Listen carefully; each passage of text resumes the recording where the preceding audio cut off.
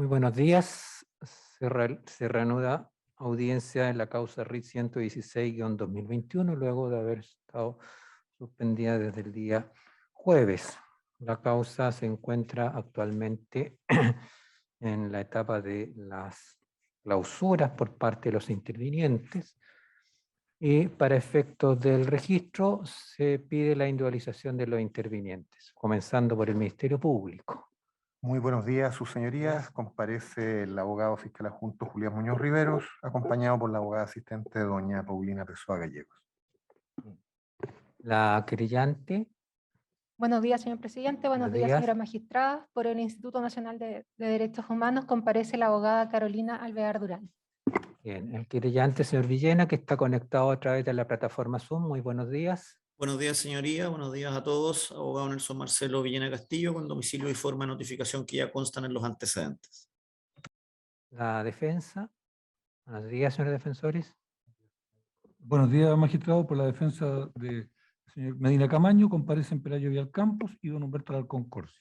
Sí, sería Humberto Alarcón Corsi, ya registrado en estos antecedentes. Acusado, buenos días. Su nombre completo solamente. Al micrófono. Leonardo Medina Camaño, 17-246-605-2. Gracias. En el tribunal se encuentra con su integración original y conectado a través de la plataforma Zoom, los magistrados San Miguel. Como se indicó entonces, se encuentra la causa en etapa de la recepción de los alegatos de clausura y corresponde el turno a la defensa, por lo que se le concede la palabra al señor defensor. Gracias, su señoría. Su señoría, comenzamos este juicio señalando que quien conducía un camión en estado de emergencia y se le cruzaba un peatón no podía ser responsable de lo que se imputaba en este caso concreto y debía ser absuelto. Asimismo, señalamos que en este juicio no habría ningún perito que estableciera la responsabilidad de nuestro representado en los hechos acaecidos el 21 de octubre del 2019. Ningún perito. Ambas promesas las hemos cumplido. Pero además, su señoría, debemos en esta etapa verificar si lo sostenido por los acusadores se logró probar con el estándar de prueba requerido en el Código Procesal Penal. La acusación reproducida en el auto de apertura señala que alrededor de las 18:44 horas mi representado transitaba por Avenida Gran Bretaña en dirección nororiente. Aquí viene lo importante. Observa que personas salían de dependencias del frigorífico Pacífico en dirección a la población Libertad de Talcahuano, oportunidad en que el acusado desvía el curso de su camión. Luego señala que había neumáticos y va en persecución de las personas que corrían desde la mencionada empresa. ¿Qué es lo importante de esta parte de la acusación? Que conforme lo sostienen los acusadores, se señala que mi representado habría visto a las personas antes de enfrentar los neumáticos. No sabemos cuánto, 100, 80, 90 metros. Pero la secuencia es, los vio antes. Casi por eso desvía el camión, además de los neumáticos, y luego continúa. Se probó que mi representado viera a esas 3 personas antes de enfrentar los neumáticos 80, 90 o 100 metros? Claramente no, señoría. Es más, basta ver el video acceso camiones en el minuto 18:43:58 para verificar que a la distancia que la acusación establece que mi representado habría visto a los 3 peatones, estos se encontraban tras la garita y era físicamente imposible verlos. Pero lo que quedó acreditado en este proceso, a lo menos, es que hay 2 grupos de personas. Las 20 o 30 que habla Medina, Ducó y los demás infantes, y las 3 personas, o 4, que son las involucradas en el accidente. En esto, su señoría, queda acreditado conforme la revisión del video acceso a camiones 18:30:00 aproximadamente a las 18:36, en que se ve gran cantidad de personas ingresando al frigorífico Pacífico, saliendo del frigorífico Pacífico, se ven vehículos ingresando y luego saliendo. Esas personas salen hacia el sitio Eriazo que se encontraba en la población Libertad, o en la parte final de la población Libertad.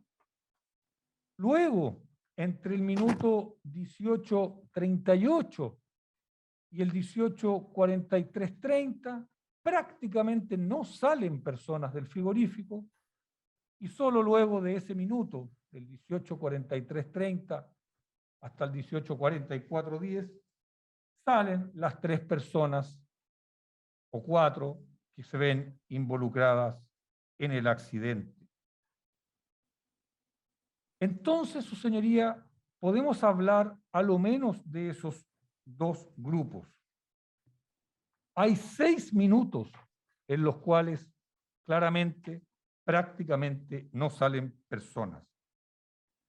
Luego, hay que poner atención al video acceso portería, minuto 18:43:55 al 18:43:15, porque ahí se ve la gente que estaba pegada a la muralla del Estadio Gaete, que efectivamente corre al mismo instante en que por el otro costado de la cancha ingresa el camión a el sitio Eriazo.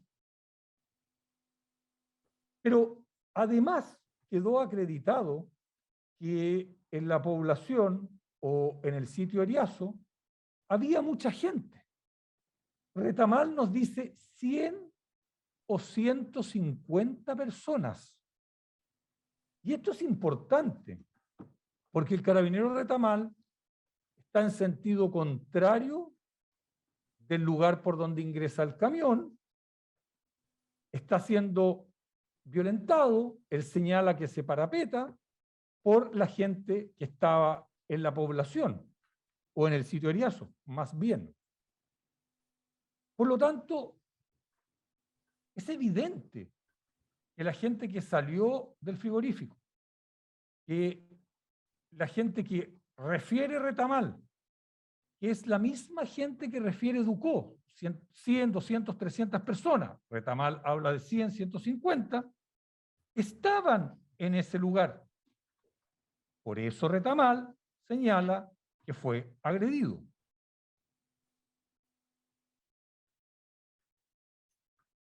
Esta primera parte de la acusación, que se persiguió a esas 3 personas, no es correcta. Efectivamente se fue en seguimiento de esas 20 o 30 personas que habían salido antes, y que como el mismo imputado señaló, se encontraban en el sitio Eriazo. Ahora, ¿dónde se produce parte de esta confusión? Se produce en relación a lo declarado por el carabinero Retamal. Y en esto debemos detenernos. Él señala haber conversado con el imputado. Vuestras señorías tienen que evaluar o valorar la legalidad de esa acción. Porque, como quedó demostrado con las preguntas de la defensa, él no le leyó derechos. Lo más grave, no consignó la declaración de Retamal. No llamó al fiscal para llevarlo a declarar ante la fiscalía, sino que nos dice que Medina le dijo. Y él escribe lo que supuestamente Medina le dijo. Que, por cierto, Medina le dijo perseguir a la gente que estaba en el sitio Eriazo. Jamás le dijo perseguir a estos tres. Pero Retamal señala que es imposible recordar las preguntas que se hicieron en este mismo juicio. Retamal reconoce que la memoria es frágil. Y quizás lo más importante, cuando a Retamal se le muestran ambos videos ya citados, el video donde ingresa la gente y deja de salir al minuto 38, y el video que muestra a la gente en la muralla de Gaete, hacemos una pregunta, decimos si pueden ser dos grupos, y se nos objeta. Dicha objeción fue rechazada por el Tribunal de Vuestra Señoría. Y Retamal terminó contestando que sí parecían haber dos grupos, y además de eso, que podía ser que en realidad él se refería al seguimiento de las personas del sitio o de la población, y no a estas tres personas. A Carlos Figueroa también el imputado le señala que su vista iba en los sujetos que arrancaban en la población.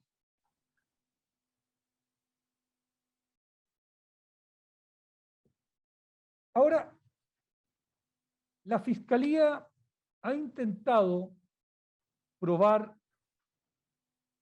los hechos no por una forma contemplada en el Código Procesal Penal. Un momento, señor defensor. No sé si está conectado o desconectada la magistrada San Miguel. Uy, se apagó la cámara, sí estoy conectada. Se apagó la cámara, perdón. No, me no. di cuenta. Disculpe, sí señor. estoy Continúe. conectada. La Fiscalía intentó probar por una forma no contemplada en la ley. ¿Y por qué lo señalo? Porque trató siempre de probar, no con los testigos directos, Oviedo, Ducó, el propio imputado, sino que lo que le habrían dicho esos testigos a otras personas que vinieron a reproducir de oídas. Entonces, debemos verificar si esa es la forma como el Código Procesal Penal nos plantea la forma de probar. Y lo cierto es que no. El artículo 329 es claro. Peritos y testigos en la audiencia de juicio oral. Su declaración no podrá ser sustituida por la lectura de los registros que contaren anteriores declaraciones. Esta norma debe leerse conforme al artículo 331. Reproducción de declaraciones anteriores en la audiencia de juicio oral. El encabezado ni siquiera habla de declaraciones escritas. Siempre la reforma procesal penal tuvo por objeto no leer el sumario, sino que los testigos vinieran a declarar y ese fuera el medio de prueba. Las excepciones están contempladas en el artículo 331. Pero esta forma de probar, de traer a los testigos cuando no me gusta lo que dicen, preguntarle a otros lo que supuestamente dijeron en la etapa investigativa no es la forma de probar. Lo que procede es que si un testigo dice algo distinto en el juicio oral y tiene una declaración previa, se proceda a contrastar para que vuestras señorías evalúen la credibilidad. De hecho, eso fue lo que hizo esta defensa. Esta defensa hizo eso con doña Caterine, hizo eso con el médico que se refirió al consumo de droga del señor Rebolledo. Hizo eso incluso, en algún momento, si mal no recuerdo, con el físico. Pero si revisamos con el físico, disculpe señoría, si revisamos la declaración de Medina, que la defensa expone al tribunal, ya por tercera vez oficialmente, porque declaró 2 veces en la investigación, lo que el fiscal logra obtener en la carpeta 2110-28-01, pista int fiscal.3, que Medina le dice que se ven personas arrancando en el sitio Eriazo, minuto 11:50. Y ahí se traba una discusión respecto a qué significa el seguimiento. Esa es la discusión que se traba en esa parte del juicio. Finalmente, Medina le reconoce que iba persiguiendo a personas, pero en ninguna parte le dice nada de haber perseguido a estas 3 personas que se ven involucradas en el accidente. Por lo tanto, esta primera parte de la acusación, en donde se nos trata de decir que Medina vio a estas 3 personas previo a enfrentar los neumáticos, previo a desviarse por aquello, no resulta probado. Lo que Ducó, lo que Medina siempre dijeron fue ir en seguimiento de esas personas que estaban en el sitio Eriazo. Lo que Medina específicamente dijo, que tenía su vista a el lado izquierdo y que jamás vio a estas 3 personas.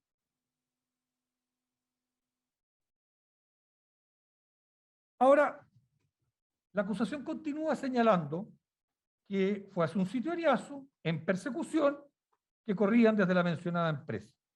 Ya dijimos que eso no es correcto. Luego la acusación dice incrementando a sí mismo la velocidad del camión. Debemos referirnos al tema de la velocidad, independiente del valor que pueda tener o no en este delito y no en un cuasi delito. Lo primero que cabe señalar es recordar lo señalado por el físico, que nos dijo que no se podía determinar en qué momento supuesto se había aumentado la velocidad. Eso fue lo que nos dijo el físico, no otra cosa como se ha dicho en los alegatos de clausura. Él, el encargado del tema, dijo que no se podía determinar en qué momento se había aumentado la velocidad. Luego el tema de la velocidad resulta, ¿cómo decirlo?, curioso, porque se dice la aumentó, esa es la lógica, porque hay 2 velocidades. La velocidad de la parte pavimentada y un segundo tramo en el ripio. Se midió a través del punto AB, BC. Pero eso, como nos dijo el físico, es totalmente aleatorio. Si hubiéramos hecho una medición que hubiera contemplado la mitad del pavimento y la mitad del ripio, nos habría salido otra velocidad. Si hubiéramos hecho una medición, el total del pavimento, el primer tercio del ripio, otra velocidad. Y eso fue lo que nos dijo el físico. Por lo tanto, esto que se trata de construir, respecto de las velocidades es totalmente aleatorio. Pero lo que es peor, el propio físico nos dijo que no se podía determinar eventualmente cuándo se habría producido el aumento. Asimismo, respecto de las velocidades, se habló de velocidades recomendadas por la Armada para este vehículo en 3 tipos de terreno. Todo terreno, 40 kilómetros por hora. Camino de segunda clase, 50 kilómetros por hora. Y carretera, 60 kilómetros por hora. Reitero, independiente del ilícito que nos encontramos juzgando, y que esto es una recomendación de la Armada, la perito Caterine Sangüesa dijo que a ella le parecía que la cancha de Ripio se parecía a todoterreno. Es curioso, porque si eso es todoterreno, no sé qué podría ser esta cancha de Ripio, que claramente se parece más a un camino de segunda categoría, es evidente. Pero fuera de eso, dijo además que había corregido la velocidad en el juicio. Yo no lo recuerdo, pero doy fe que puede ser. Pero lo que quedó clarísimo es que ella, cuando informó originalmente, informó 50 kilómetros por hora. Y no solo eso, cuando amplió su informe, nada dijo de que supuestamente se había equivocado con la velocidad. Por lo tanto, cuando la acusación dice incrementando la velocidad, no resulta probado con la intención que se hace. Porque la intención con que se trasunta esa afirmación es que al verlos habría aumentado la velocidad para poder alcanzarlos. Eso no está probado. Luego, la acusación señala en dirección, el camión se dirige en dirección diagonal confluente con la trayectoria de personas que huían corriendo. Confluente. ¿Qué se probó? Que el camión siempre siguió una sola trayectoria, con la vista al fondo, 20 o 30 personas para desplegar las fuerzas en el sitio Oriazo. Y que Medina Camaño nunca pudo determinar la trayectoria del propio peatón. Entonces, esta es una conclusión emitida por doña Caterine Sangüesa, el propio físico, en el peritaje original y en el peritaje también en la ampliación de peritaje. Y es lo que lleva a los peritos de la Policía de Investigaciones a decir que no advierten intencionalidad.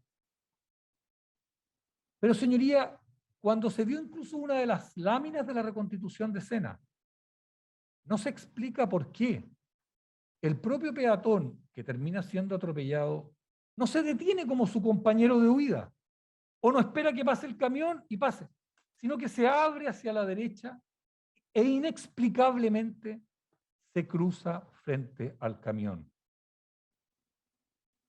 Tan poco confluente desde el punto de vista del conductor es la trayectoria del camión que el propio físico nos dice, si no se hubiera refalado, no se habría producido el accidente. Este elemento es clave, que el propio peatón haya sido el único que tenía dominio de su trayectoria, hace que esta afirmación no se dé por probada. Y como dije, por eso Vidal Escalona no advierte intencionalidad. Luego la acusación señala que efectivamente el accidente se produce por la caída, resbala siendo atropellado. Y se señala que en el lugar del atropello aplicó los frenos sin posibilidad de lograr su inmediata detención. Previo a ver el aspecto subjetivo y objetivo en relación al delito de esta afirmación, cabe señalar que en palabras del físico, quien nos habló del momento de percepción, este se producía 2 segundos antes y según la huella dejada en el lugar, levantada por los planimetristas, Medina Camaño, desde el momento de percepción, hablando con palabras del físico, aplica inmediatamente los frenos. ¿Qué pasa aquí? Desde que yo percibo, decido y ejecuto la acción, son 2 segundos. En palabras del físico, aproximadamente 25-30 metros.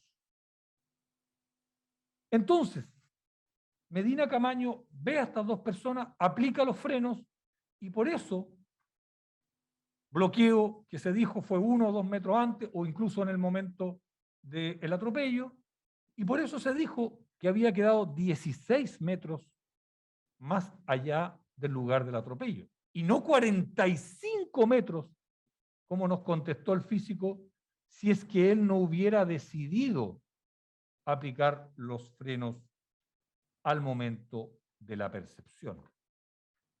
Y respecto de aplicar los frenos al momento de la percepción, esto tiene vital trascendencia en el aspecto objetivo y subjetivo del delito. ¿Quién explicará? Mi colega. Gracias. Su señoría, como ya ha analizado la prueba, mi colega Pelayo Vidal, lo cierto es, sus señorías, que los procesos penales o en los procesos penales no tienen por objeto establecer cuál historia o cuál de las proposiciones fácticas que planteen los litigantes sea más creíble, sino que muy por el contrario.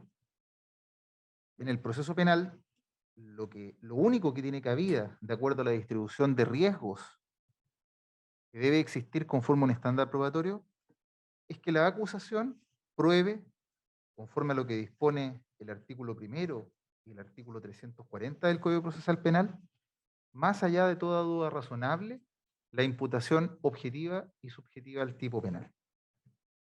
En cuanto a la tipicidad objetiva, su señoría, como se ha señalado por la doctrina, no voy a citar mayormente doctrina en general porque entendemos que está disponible y vuestras señorías pueden acceder o conocerla incluso.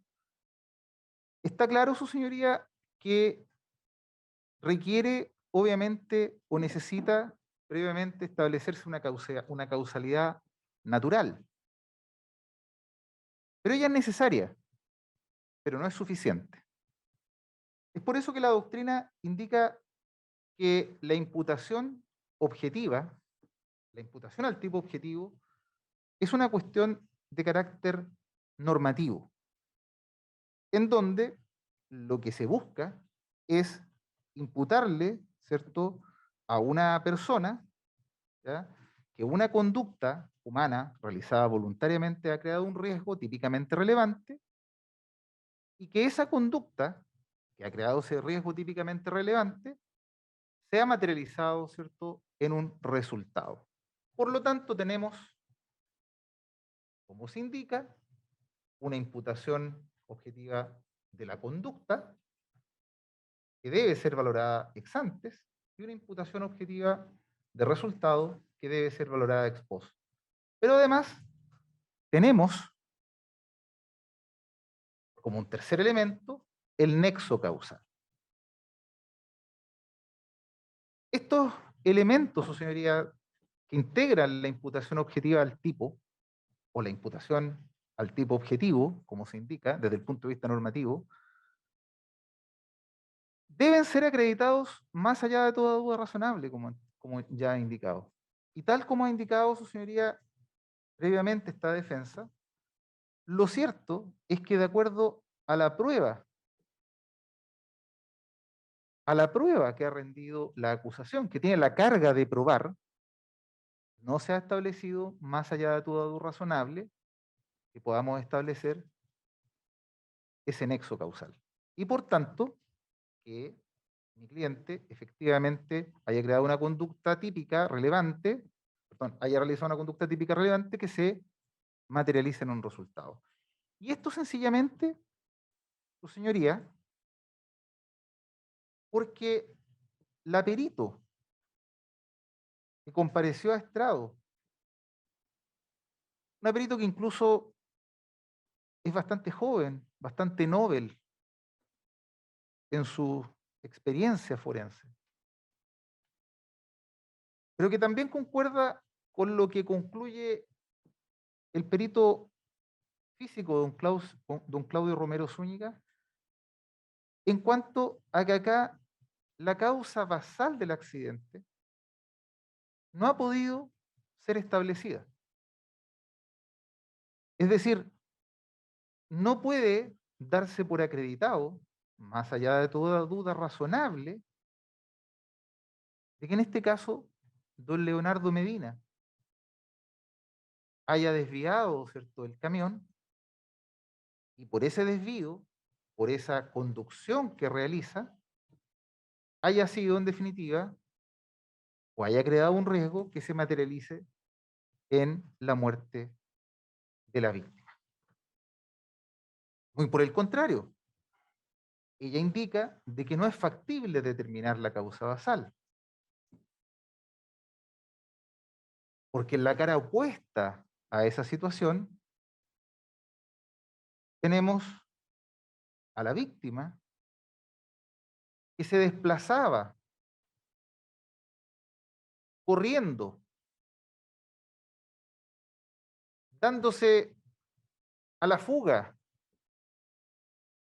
de un lugar en que se aprestaba, su señoría, a cometer delitos. Y aquí quiero ser muy respetuoso, queremos como defensa ser muy respetuoso, porque las distintas etapas del proceso se nos ha sacado o se nos ha puesto una, o se ha caricaturizado esta aseveración que hace la defensa, en cuanto a decir, bueno, la tesis de la defensa es que una persona entonces que está o que está próxima a cometer un delito, porque así lo dijo en estrado el compañero del señor Robledo, ¿cierto? Entonces, esa persona debiera sufrir las consecuencias de una conducta riesgosa. Y eso no es lo que nosotros estamos diciendo.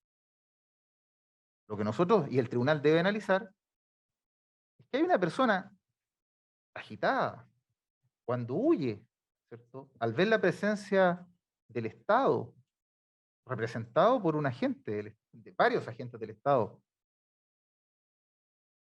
que llegan al lugar a controlar el orden público, ¿cierto?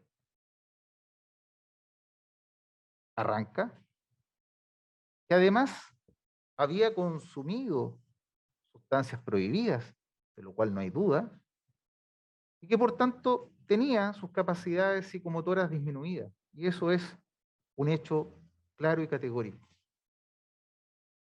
Por tanto, como esa relación de causalidad no puede ser establecida más allá de todo algo razonable, porque los propios peritos, los propios testigos de la Fiscalía así lo han establecido, sus señorías no pueden dictar un veredicto condenatorio respecto a don Leonardo Medina Camaño. Pero ahora bien, su señoría, la Fiscalía que ha dado esto como una cuestión de qué versión creíble, cuál versión, perdón, es más creíble, porque lo que ha hecho la Fiscalía y uno del alegato, lo que escucha es más bien impugnar las versiones de testigos, ¿cierto? Y decir, mire, la tesis de Ducó no es creíble, la tesis del imputado no es creíble. Si nosotros pudiéramos entonces establecer que esta relación causal está acreditada, debemos también aplicar aquellos correctivos que nos señala la doctrina. Y en ese sentido, en los correctivos que nosotros conocemos, ¿cierto? Y que son aquellos que se señalan por la doctrina como la disminución del riesgo, el incremento del riesgo, ¿cierto? El aumento del riesgo, la creación del riesgo y el fin de protección de la norma, debemos ver si en este caso concreto ellos, ¿cierto?, pueden descartar el tipo o acreditar el tipo desde el punto de vista de la imputación. Sus señorías, en este caso, en cuanto a la creación de un riesgo, se dice por la doctrina y se pone un ejemplo. Yo quiero matar a alguien y le digo, te voy a comprar un pasaje en avión con la esperanza de que el avión, ¿cierto?, caiga en el vuelo y muera. Se dice, mire, eso no es un criterio y por tanto no hay una creación del riesgo y por tanto, gracias a su señoría, no hay problema. Con la mascarilla aquí de repente no quiero pegarle tampoco porque si no va a crujir, pero... Lo otro es que me cambie mascarilla, porque a lo mejor tengo una mascarilla que no es con esto y... Ya. No, y bueno, con la esperanza que caiga, obviamente no hay un riesgo mayormente relevante para esa situación.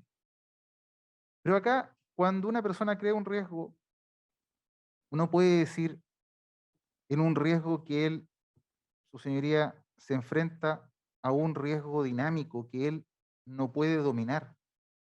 Como decía mi colega, de acuerdo a los dichos de don Claudio Romero, que es un riesgo, ¿cierto?, yo no puedo determinar cuál va a ser la conducta del peatón. Si el peatón va efectivamente a cruzar, ¿cierto?, por delante del camión, por atrás, si se va a desviar, como ocurrió, ¿cierto?, con uno de los peatones. ¿Yo puedo decir entonces en ese caso que he creado un riesgo? Evidentemente que no. Evidentemente que no, porque eso tampoco, su señoría, está acreditado, vuelvo a indicar, más allá de toda duda razonable. Pero además tenemos el fin de protección de la norma. Y me permito, su señoría, si me autoriza a leer textualmente lo que señala el profesor Curi, si lo puedo leer. O sea, nomás.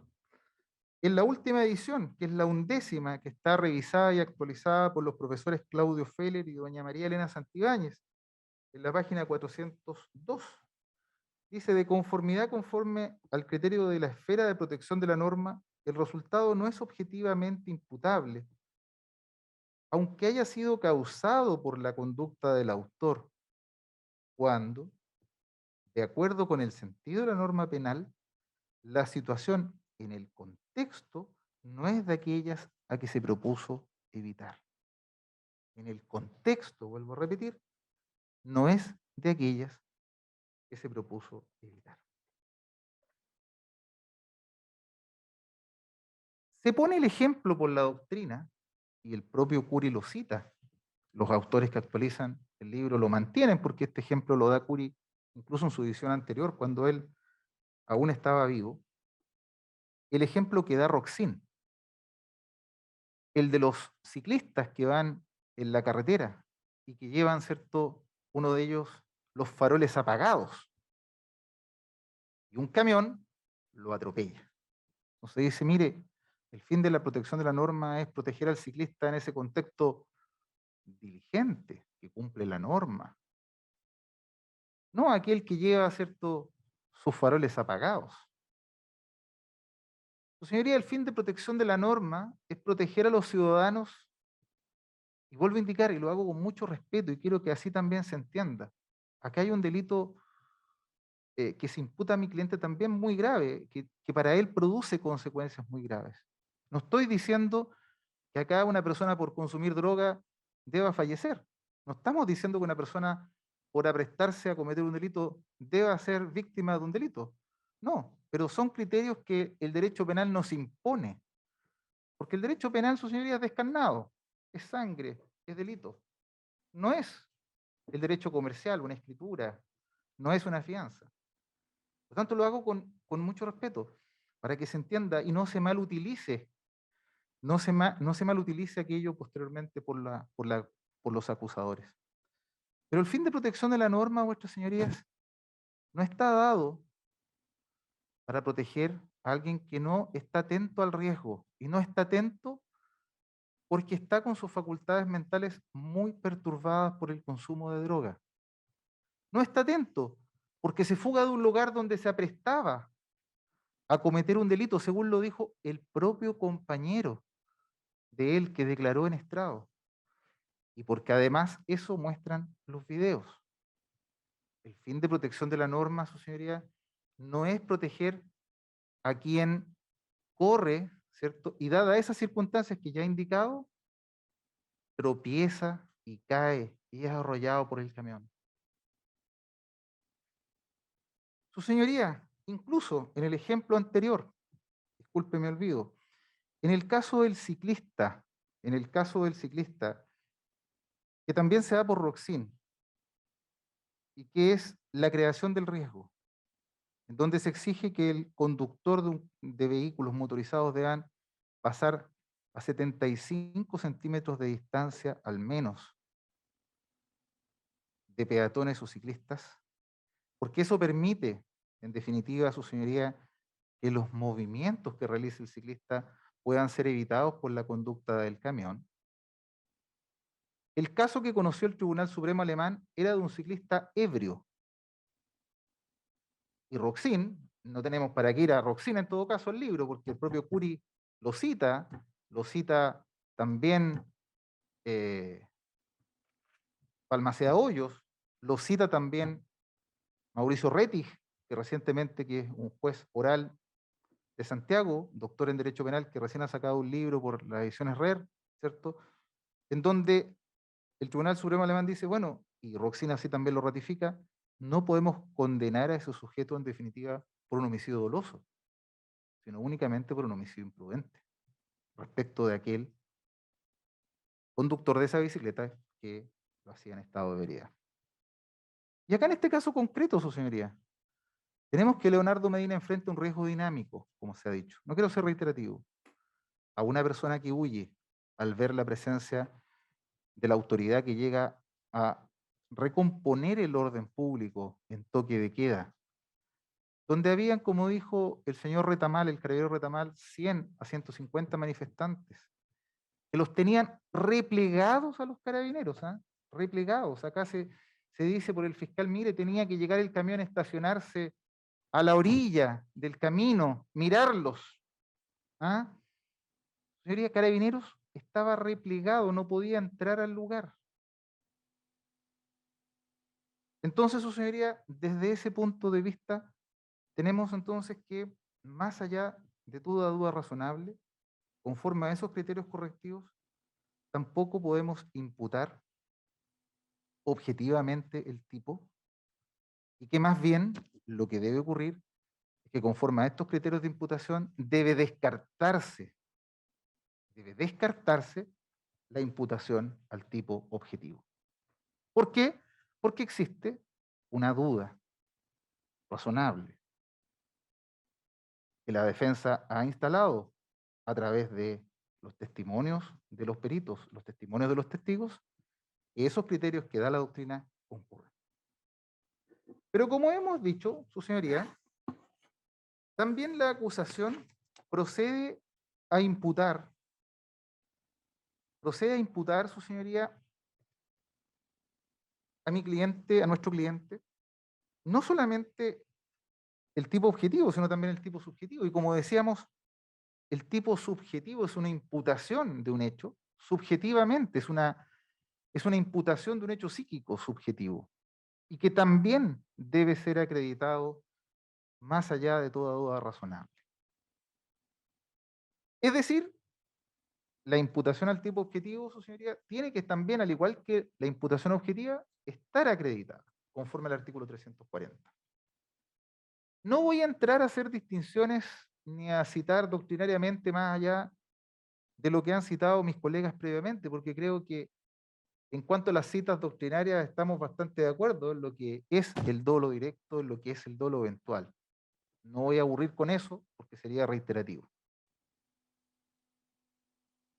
Creo que el señor Villena ha hecho una exposición bastante clara, el señor fiscal igual en cuanto a las diversas teorías. Pero lo que sí es relevante, su señoría, y que es, creo, la discusión, es lo que han planteado los acusadores. Es si acá concurre o no concurre el dolo eventual. Esa es la discusión respecto, vuelvo a indicar, de la imputación subjetiva. Esa es la discusión. Y en ese sentido, el dolo eventual, y aquí si me permito, para introducir el tema, reproducir lo que se entiende por dolo eventual, es aquel en que el autor se representa el delito como algo posible. Ahora, ese resultado no es una meta, no es un objetivo que él tiene por alcanzar, pero él es indiferente que ese resultado se produzca. Por tanto, su señoría, el problema acá, como ya indicaba, consiste en determinar cuándo hay dolo eventual y cuándo hay culpa consciente. Y eso es lo que ha provocado, ¿cierto?, que en el papel se derramen litros de tinta, escribiendo una y otra concepción. ¿Y por qué?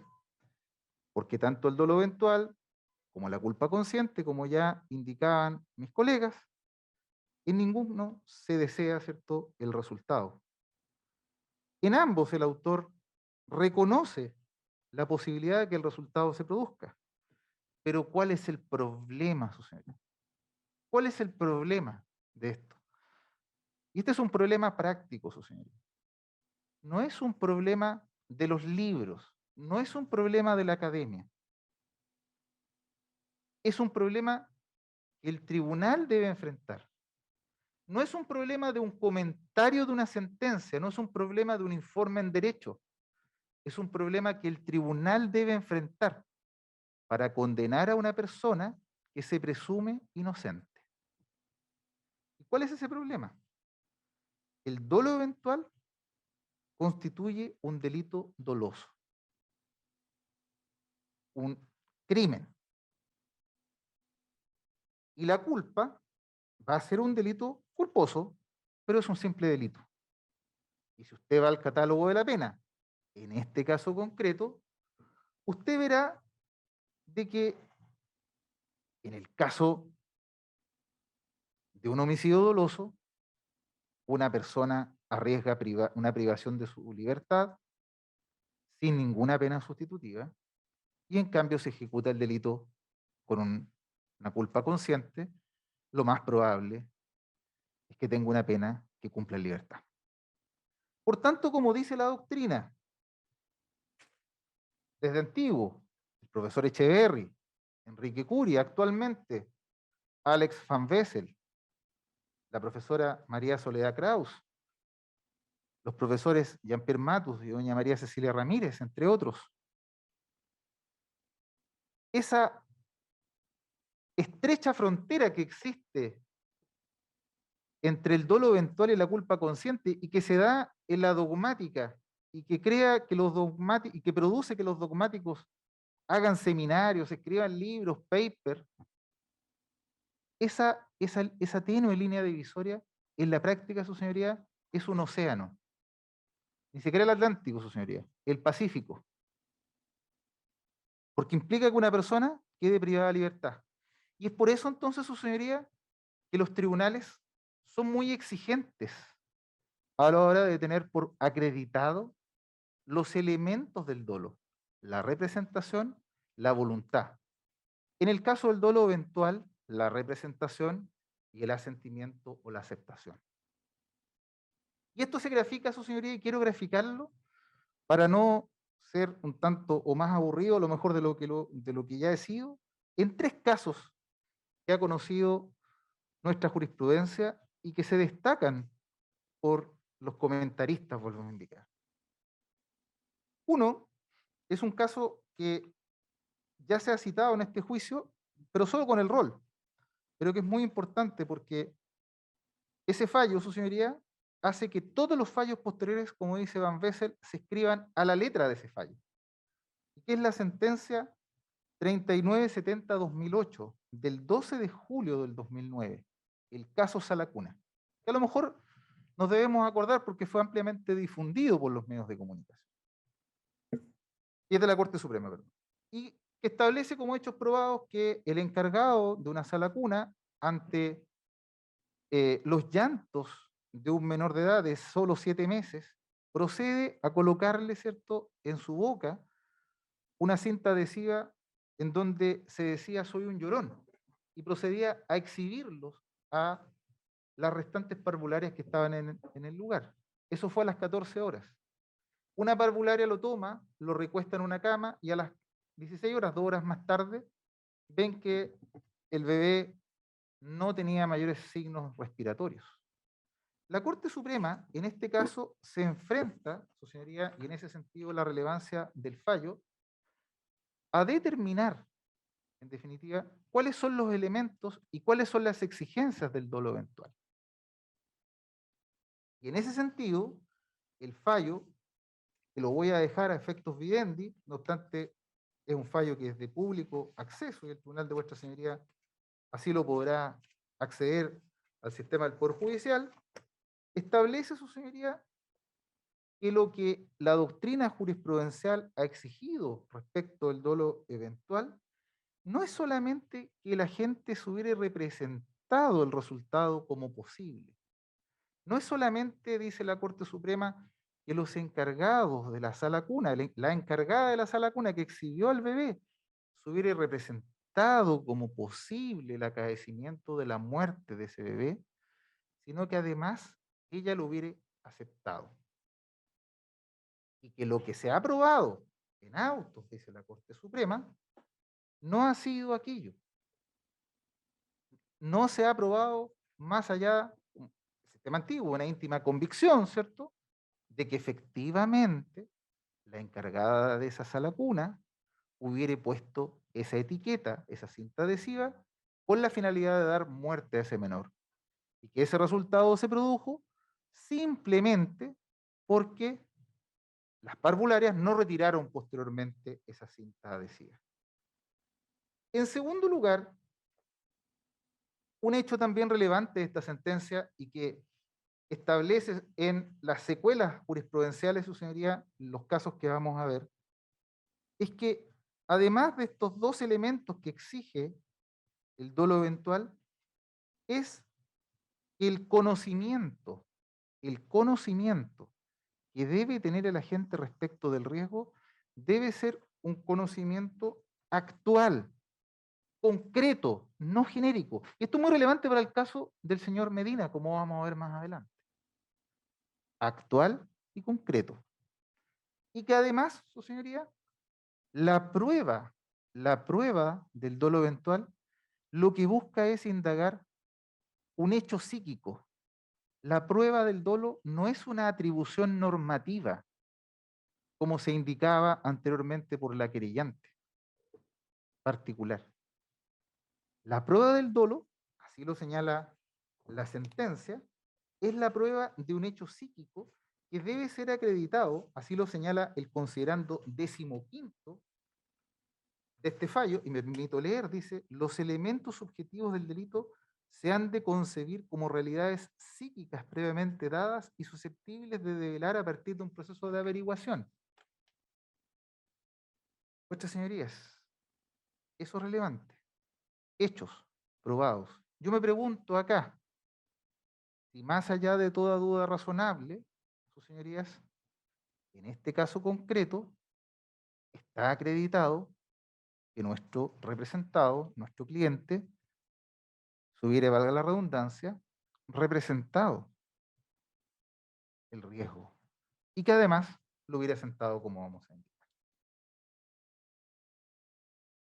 De hecho, los comentaristas que ya citaba, Van Fessel y la profesora Krause, en el libro, su señoría, que también tengo acá en mi poder, Casos destacados del derecho penal, que es dirigido por doña Tatiana Vargas, que comentan esta sentencia en la página 105 y siguientes, en esta edición Casos destacados del derecho penal, parte general, que tiene fecha de publicación el año 2015, indica que acá lo relevante, indican al igual que Van Bessel, lo relevante y lo que la doctrina ha confundido, es que la exigencia que tiene que tener esta acreditación de la relevancia y de lo volitivo de aceptación es un estándar alto que tiene que ser más allá de toda duda razonable, o una exigencia hacer todos estos hechos psíquicos para acreditarse, por las diferencias que ya, perdón, por las consecuencias que ya decíamos que provoca el dolo eventual y que nuestra legislación no tiene una regulación especial y que la pena es la misma que el dolo directo. Ahora bien, un segundo caso que vamos a citar es un caso que tiene puntos de encuentro, sus señorías, con el caso que nos convocan, y es el que vamos a denominar caso Transantiago, que conoció, su señoría, el tercer tribunal del juicio oral en lo penal de Santiago y que posteriormente fue de conocimiento de la Ilustrísima Corte de Apelaciones de Santiago en la causa rol 2449-2007 del 30 de noviembre de 2007, fallos que también vamos a dejar a disposición de vuestra señoría. Y este es un caso que también a lo mejor lo hemos visto por la prensa y consiste en lo siguiente. Un chofer del Transantiago, y por eso decimos que tiene puntos de encuentro, porque este es un caso del tráfico de rodados, ¿cierto? Un chofer del Transantiago conduce un móvil cerca de la conocida, ¿cierto?, Plaza Italia, Plaza Dignidad, hoy día, o como se llame, ¿cierto? Y él indica de que va a terminar en ese lugar su recorrido. Pero habían unos pasajeros atrás en el bus que no querían bajarse. Él, un tanto molesto, su señoría, los increpa y finalmente, o lo que hace que estos pasajeros bajen del bus. El conductor sigue su marcha y en un momento estas personas que estaban arriba del bus escupen, dan golpes de puño al bus y él los miraba de una u otra manera, iba mirando de reojo. Lo cierto es que el conductor decide acelerar, subir a la vereda para, en definitiva, ¿cierto?, encontrar a estas personas, pero con tan mala suerte, su señoría, de que no logra dar alcance a estas personas, sino que da alcance a una madre con un hijo que estaban en un paradero del Transantiago, provocándoles la muerte. En ese caso, la Fiscalía imputó un delito de homicidio doloso con dolo eventual y argumentaba en lo sustancial que cualquier conductor sabe que si invade la vereda con su vehículo cuando allí se encuentra o desplazan peatones, probablemente provocará la muerte o lesionará a alguno de ellos. Cito textual. La memoria es frágil, pero fíjese que hay cosas que a lo mejor uno tiene ideas en el cerebro que se guardan, como dice la psicología del testimonio. Y yo recuerdo en este juicio que se ha indicado, su señoría, de que el señor Medina Camaño, él también conducía un vehículo sabiendo que el peso de ese vehículo, sabiendo que si habían personas en el lugar, podía provocar la muerte de esas personas. Y si ingresaba, ¿cierto?, al sitio Oriazo, podía encontrarse con 3 personas y darles la muerte. ¿Y por qué la relevancia de este fallo para este caso concreto? Que también es un fallo, vuelvo a indicar, que a lo mejor tiene alguna facilidad para los comentaristas, no para el caso concreto, porque el ciudadano de a pie es quien recibe las consecuencias de esos fallos. ¿Por qué es relevante este fallo? Porque el Tribunal de Juicio Oral en lo Penal absuelve al conductor del Transantiago, porque la Corte de Apelaciones de Santiago ratifica, o técnicamente, su señoría, rechaza el recurso de nulidad intentado por la Fiscalía.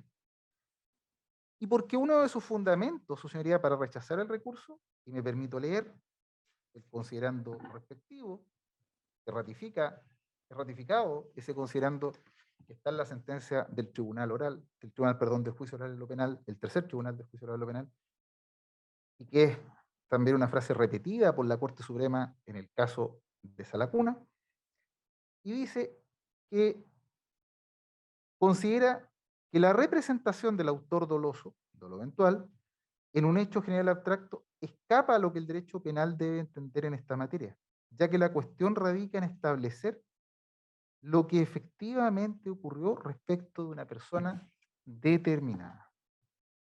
Considerando 11º, página 98 del fallo que ya he citado. Y agrega, La pregunta que debió en consecuencia realizarse el ente persecutor a fin de determinar la configuración de este elemento subjetivo es si de acuerdo a la visión, mire su señoría, mire, la visión o mirada que en esos instantes tuvo el acusado se encontraba dirigida a doña TGF y en el evento de que ella fuera positivo, representarse que su proceder podría ocasionarse la muerte y a pesar de ello decidió actuar.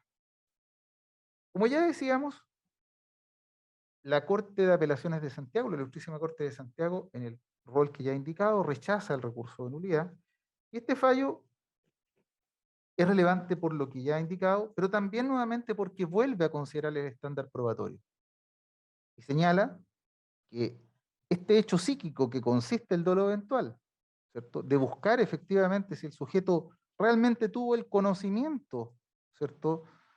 El conocimiento de que la acción típica podía desencadenar un resultado típico y la aceptación, que por tanto para él le fue indiferente, ese resultado debe estar acreditado más allá de toda duda razonable, como vamos a ver. Quiero llamar la atención que en este caso, su señoría, del caso Transantiago, el bus también contaba con cámaras. Mire la coincidencia. Que el conductor aumentó la velocidad al subir la vereda. Pero lo cierto es que, como el tribunal indica, no se pudo probar más allá de toda duda razonable que el conductor hubiera visto a las personas. Por tanto, agrega el fallo, una conducta genérica, imputar una conducta genérica, mire, un vehículo que sube una vereda, lo más probable, ¿cierto?, es que pueda encontrarse con un sujeto y darle muerte, no es aplicable al caso porque la jurisprudencia en Chile acepta una teoría distinta a la probabilidad. Para terminar, otro caso, que es el caso que se denomina persecución. Persecución, que también es algo, su señoría, que ya hemos escuchado en este juicio. Este es un caso bastante grave. Es muy distinto al caso que nos ocupa. ¿En qué consiste? Este caso lo conoció la Corte de Apelaciones de San Miguel, la Ilustrísima Corte de Apelaciones de San Miguel, en el rol 1103-2012, de 14 de septiembre del 2012, y es citado por Allen Bessel en uno de sus artículos respecto al dolo eventual y que está recientemente publicado en la revista Juve Praxis, a lo cual pueden tener acceso por internet todos los intervinientes, porque está en el registro Cielo y además porque está en el mismo portal de la revista miscelánea de Derecho de la Universidad de Talca. En este caso de la persecución, si bien el tribunal califica los hechos como dolosos a título eventual, son del siguiente tenor. Una persona se apropia ilícitamente de un camión,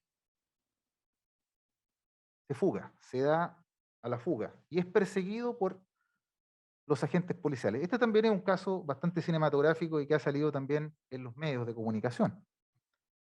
Carabineros, en una cuestión también casi cinematográfica, como las películas norteamericanas, bloquea las pistas y uno de los automóviles que iba en seguimiento del camión lo adelanta y bloquea una de las caleteras, o uno de los, más que caleteras, uno de los ramales que hay para acceder a otra carretera.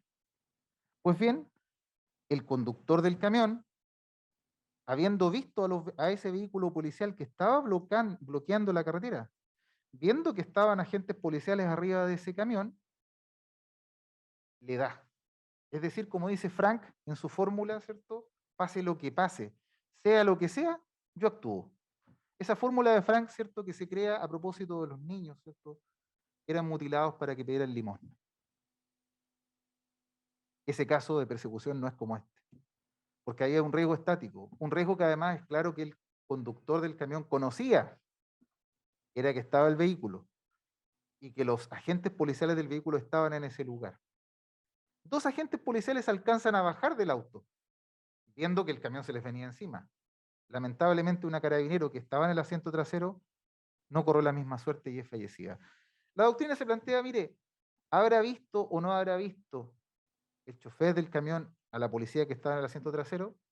La Corte dice, mire, eso no es relevante, porque lo relevante es que estaban los funcionarios policiales y que ellos escapan del actuar ilícito, además, un chofer de un camión que iba ilícitamente conduciendo ese camión, arrancando, ¿cierto?, dándose la fuga, ¿cierto?, y por tanto no cabe otra cosa que indicar que estamos frente a un hecho doloso.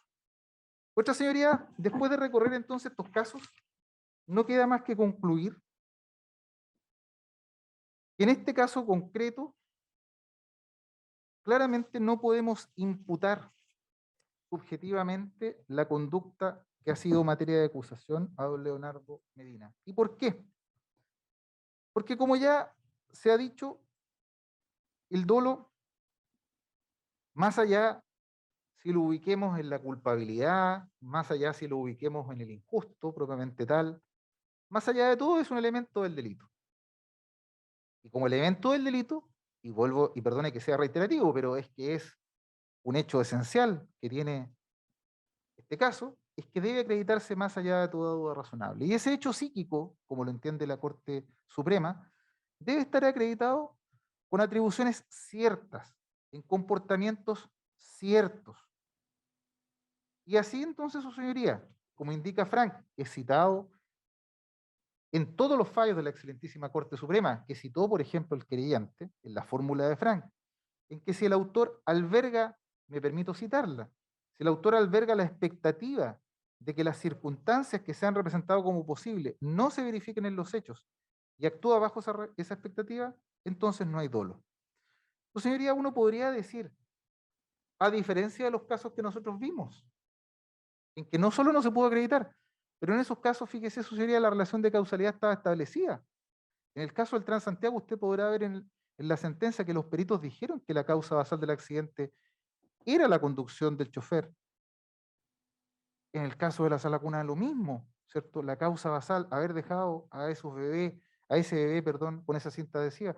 Podemos decir que don Leonardo Medina actuó con dolo eventual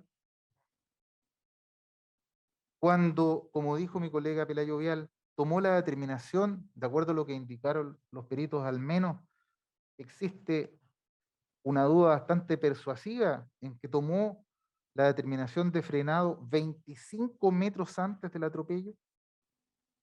Señoría, tomó la determinación, ellos dicen, mire, como 2 segundos para frenar, de acuerdo al cálculo de la huella de frenado. Tuvo que frenar entonces 25 metros antes, porque si hubiese frenado en el mismo momento del impacto, hubiese quedado 45 metros más allá. Su señoría, si eso no es duda razonable, reescribamos los libros de prueba. Jordi Ferrer, su señoría, en su trilogía, Hechos, Verdad y Proceso,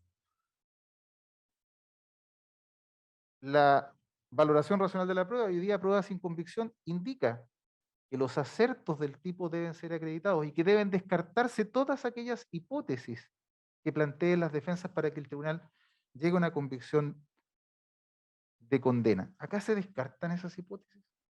La pregunta que uno puede hacerse válidamente, vuelvo a indicar, cuando se imputa a una persona una acción dolosa que se representa en resultados y que le da lo mismo actuar. No obstante, como dice Frank, aquí don Leonardo albergaba la expectativa de que no se verifiquen los hechos porque él frena 25 metros antes, 2 segundos antes de que ocurra el accidente. Eso, su señoría, claramente es duda razonable. Pero acá también debemos ver, como ya indicábamos, y esto muy relacionado con el tipo objetivo, para analizar, obviamente, también el asentimiento, para analizar la aceptación, la confianza, ¿ya?, o desconfianza, la confianza o la indiferencia, la aceptación o voluntariedad, lo que se indica en Alemania, que son, y que también es tomado por nuestra jurisprudencia, que son las consecuencias inciertas de una acción. Es decir, aquellas que no se imponen al intelecto como probabilidades cerradas y en donde hay un espacio de reflexión del autor que no puede dominar. ¿Qué nos dijo don Claudio Romero, vuestras señorías?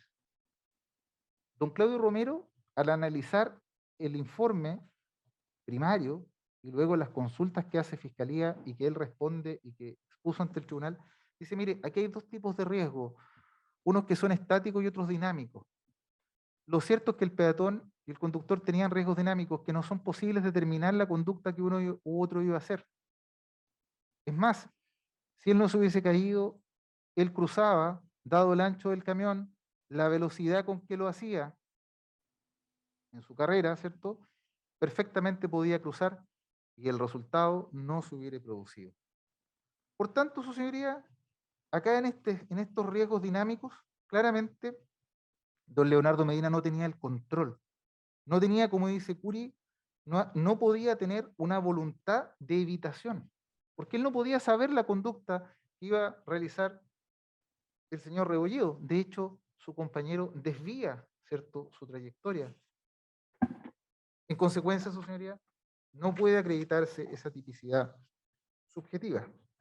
Pero otra señoría, para ir terminando, en los casos que hemos indicado,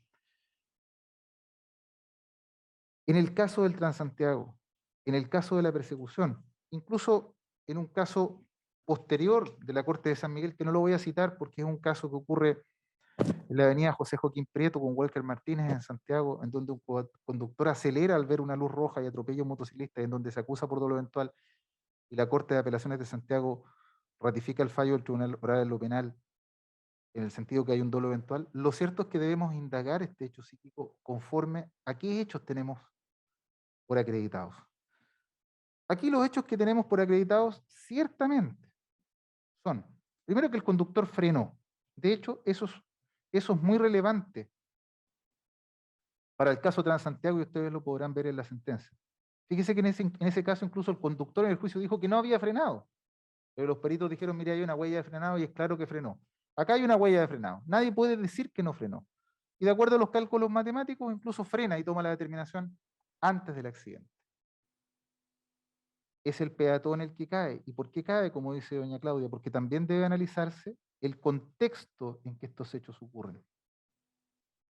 Vuelvo a indicar, se ha menospreciado el contexto. Se ha dicho, mire, hay saqueo o, no, o hay incendio. Entonces, como decían que hay incendios menos creíbles. La verdad que eso nos parece, eso señoría, con todo el respeto, no tiene mayor trascendencia. Lo cierto es que habían conductas ilícitas que se cometían en el lugar. Que las fuerzas de orden en ese momento llamadas a actuar en cumplimiento de su deber, debieron concurrir al lugar para colocar orden, para imponer el orden que requiere un Estado de Derecho.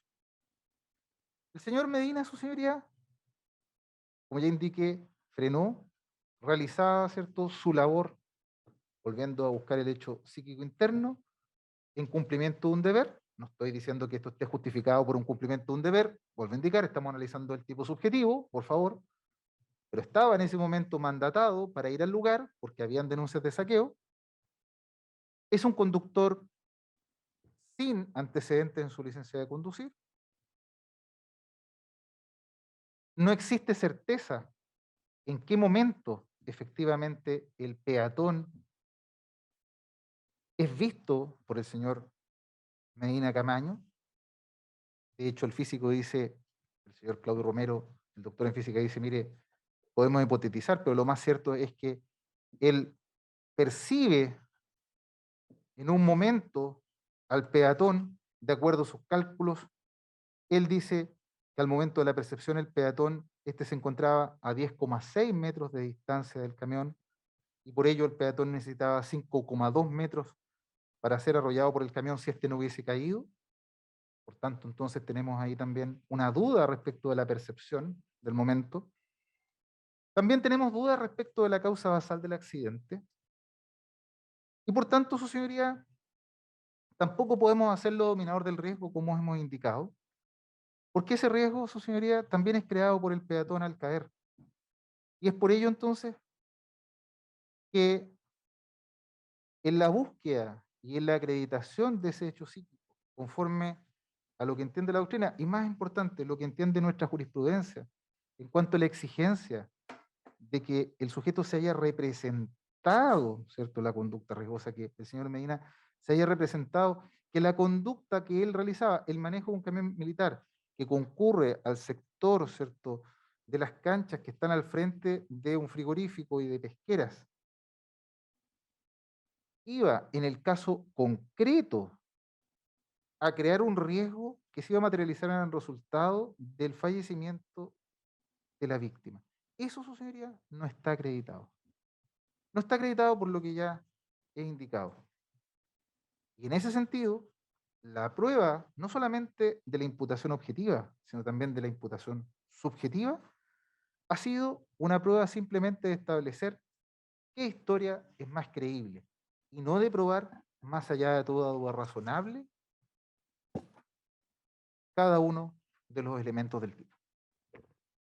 Por lo anterior, su señoría, vamos a solicitar la absolución de don Leonardo Esteban Medina Camaño por los hechos que se le ha imputado, en especial atención a todos los señalados en el presente proceso.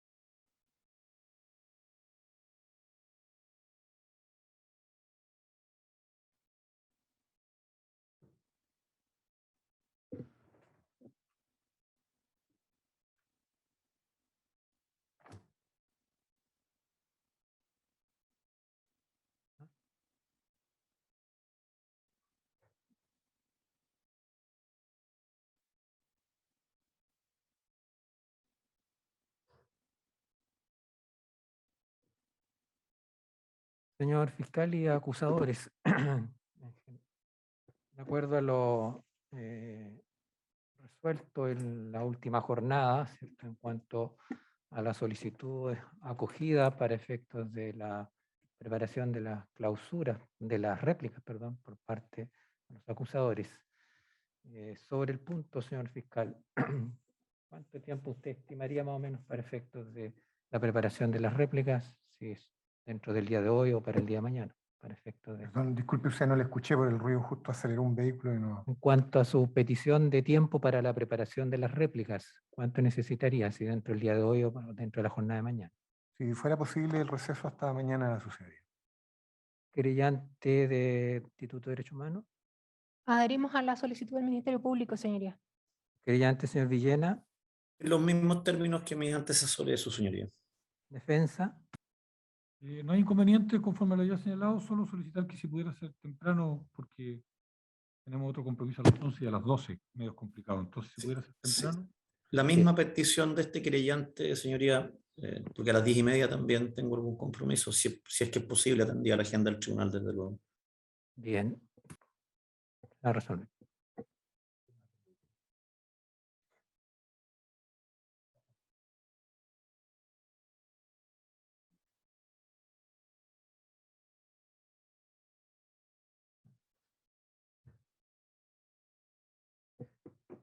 Bien, entonces, en definitiva, materializando la resolución de la última jornada en cuanto que se iba a conceder tiempo para la preparación de las réplicas, habiendo escuchado a los intervinientes el día de hoy conforme al desarrollo del juicio, considerando además que se nos ha informado por la administración que el tribunal dispone de agenda para el día de mañana, se va a hacer entonces un receso hasta el día de mañana a las 8:30 horas para efectos de recibir las réplicas de los intervinientes, señalándole desde ya que van a tener un plazo máximo de 30 horas para exponer, perdón, 30, perdón, estaba pensando en ser fiscal, 30 minutos como máximo para exponer lo pertinente a las réplicas, señores intervinientes. Pero por lo menos estábamos todos atentos. Sí. Bien, rija entonces el receso, 8:30 mañana, réplicas. Gracias. Hasta mañana, señoría, hasta mañana a todos. Hasta luego, hasta luego. Hasta Mañana. señoría.